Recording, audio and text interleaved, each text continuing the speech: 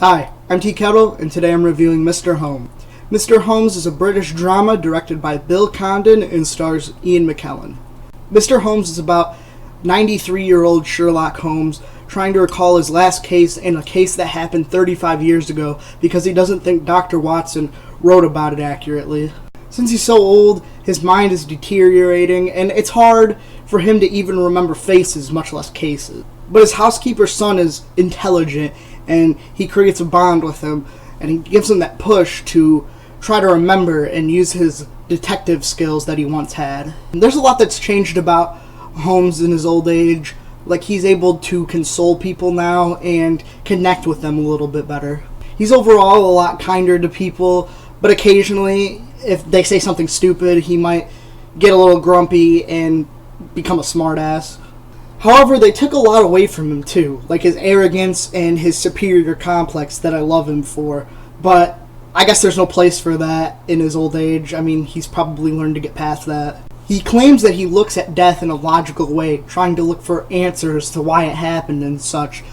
But that's not true. Like, you can tell he's starting to feel lost in a way that everybody else feels it. Ian McKellen did a great job as Sherlock.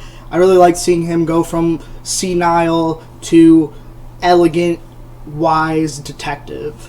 This was a different approach to Sherlock, and I can appreciate that, but it's not the most interesting side of him.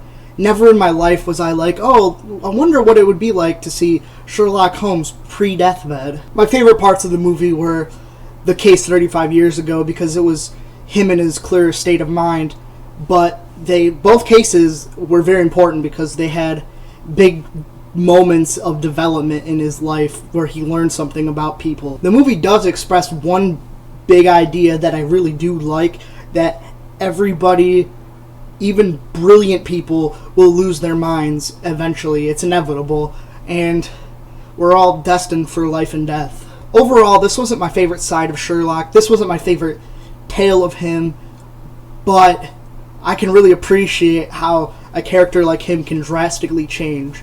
And I'm going to give Mr. Holmes a solid 7. If you've seen Mr. Holmes, what did you think? And you know what? This whole structure thing I got going on with the scripts and stuff, I'm not really a fan of it. I think something's got to change. It's feeling like a chore to make these videos, kind of.